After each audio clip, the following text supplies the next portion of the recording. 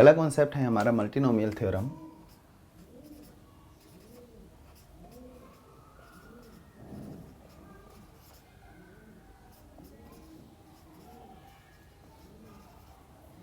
ठीक है, क्या है ये पहले वो समझें। मैं इसे समझा रहा हूँ 3 की टर्म्स में, जैसे बाइनोमियल 2 की टर्म्स में, मल्टीनोमियल यानी कि any number of terms.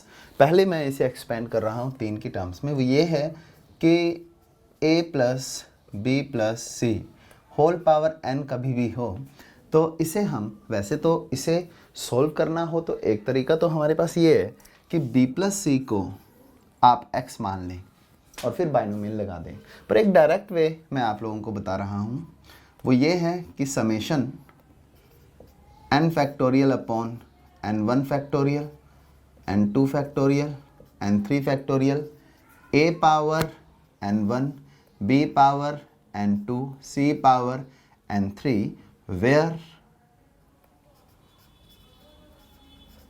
where n1 plus n2 plus n3 is n।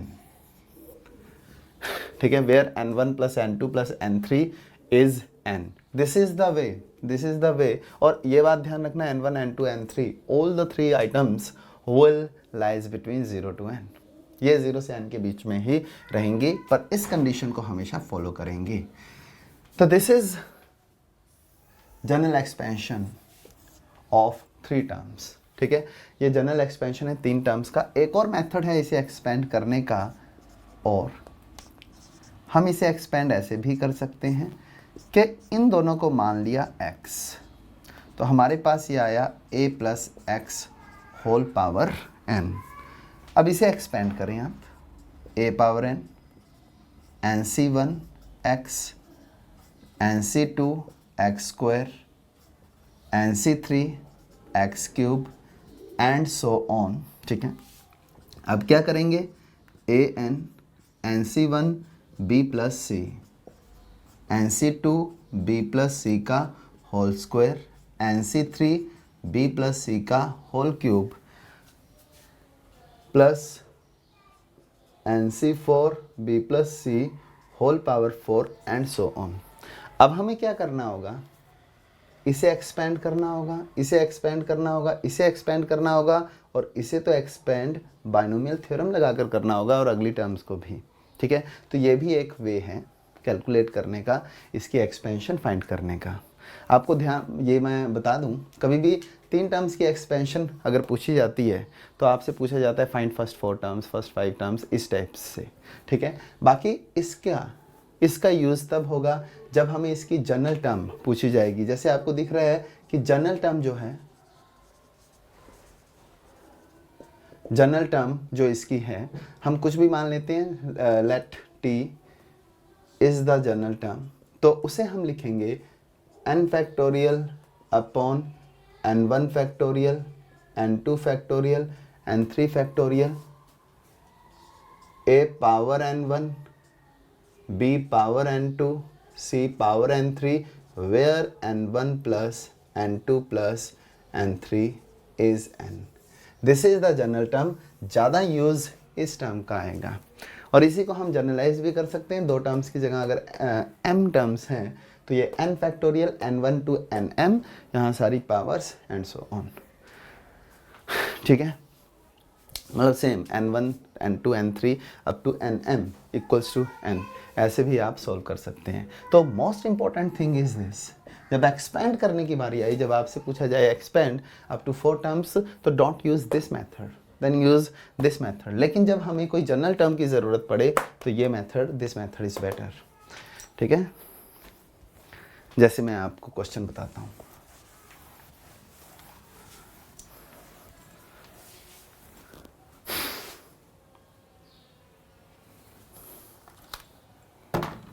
जैसे ये क्वेश्चन आपसे पूछा जाए कि find number of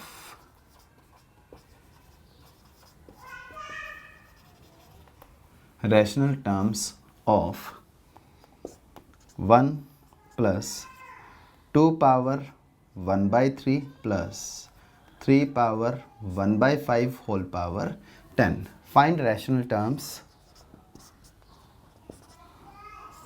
of this expansion, find rational term of this expansion. इसे अगर हम सॉल्व करेंगे तो रैशनल टर्म्स हमें कैलकुलेट करने हैं। तो हम स्टार्ट कैसे करेंगे?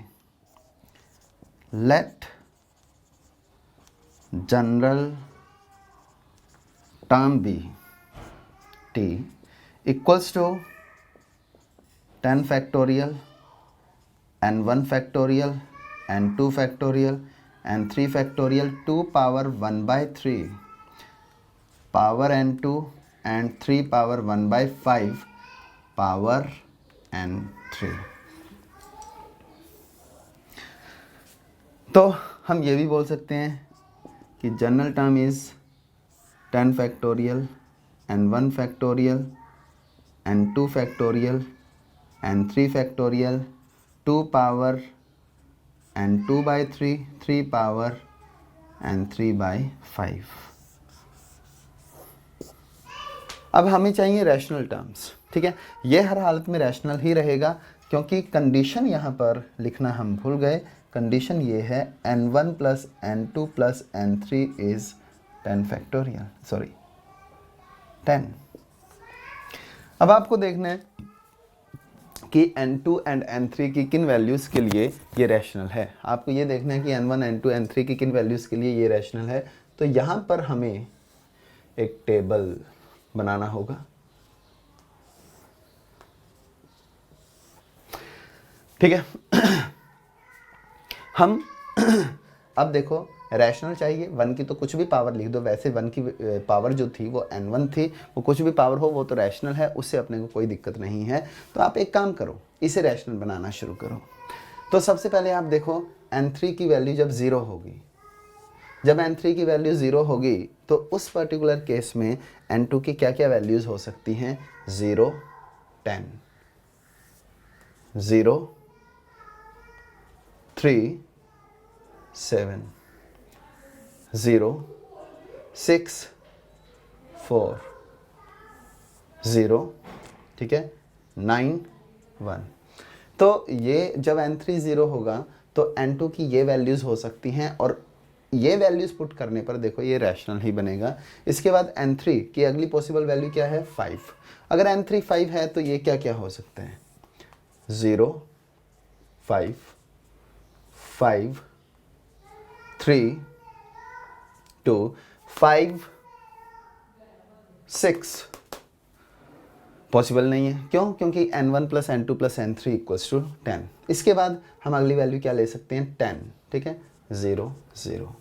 तो how many terms are rational? 1 2 3 4 5 6 7 7 terms are rational, 7 terms are rational, okay. तो ये है सिचुएशन। मल्टीनोमियल थ्योरम का ये एक क्वेश्चन है, और भी मैं आपको बताता हूँ। जैसे नेक्स्ट क्वेश्चन ये है, find coefficient of a cube b4 c square in 1 plus 2a minus b plus c whole power 12। तो अपने को चाहिए क्या इसमें? Coefficient of this in this. It is requirement that we have to calculate coefficient of this in this. अब देखो 1 plus 2a minus B plus C whole power 12 ये अपने पास गिवन है, ये अपने पास गिवन है। इसमें हमें a cube b4 c square का कोफिशिएंट चाहिए, ठीक है। सॉल्व करते हैं। लेट जनरल टर्म बी, ठीक है, लेट जनरल टर्म बी। अच्छा ठीक है, क्यों ना एक काम करें, काहे को हम जनरल टर्म के लफड़े में पढ़ रहे हैं? हम डायरेक्ट सोच लें कि आंसर सीधा ही let required term B 12 factorial upon, हमें a की पावर क्या चाहिए? 3 चाहिए, 3 फैक्टोरियल, b की पावर 4 चाहिए, c की पावर 2 चाहिए, ये तो लिख ही दिया। a की पावर 3 चाहिए, b की 4, c की 2, 4 3 7 2 9, टोटल पावर 12 है, यानी कि 1 को कितना देना होगा, 4 2 7 3 9, 1 को 3 देना होगा। क्यों? क्योंकि तभी तो हमें क्या करना होता है, 12 factorial upon n1 n2 n3 and n4 such that sum of these 4 is 12। 4 3 7 2 9 3 12। अब 1 की पावर 3, 2a की power 4 minus b, sorry 2a की पावर 3 माइनस b की पावर 4 एंड c की पावर 2। तो दिस इज द सिचुएशन। अब देखो अपने पास फाइनल वैल्यू क्या आएगी, 12 factorial, 3 factorial, 4 factorial, 2 factorial, 3 factorial, यह आ जाएगा 8, बस सिर्फ 8, यानी कि this into 8, A cube B 4 C square, यानी कि इसका जो कोफिशिएंट है वो ये है। This is our answer. ठीक है, इसका कोफिशिएंट ये है। डन। अब जैसे नेक्स्ट क्वेश्चन, अगला जो क्वेश्चन है वो है अपने पास find coefficient of A7 B5 C8। find coefficient of this AB plus BC plus CA whole power 10। ठीक है, we have to calculate coefficient of this in this। इसकी दो अप्रोचेस मैं आप लोगों को बता रहा हूँ, बोथ अप्रोचेस आर गुड। या एक काम करते हैं, ठीक है, दोनों अप्रोचेस मैं आपको बता देता हूँ। क्या है पहली approach, let the required term be 10 factorial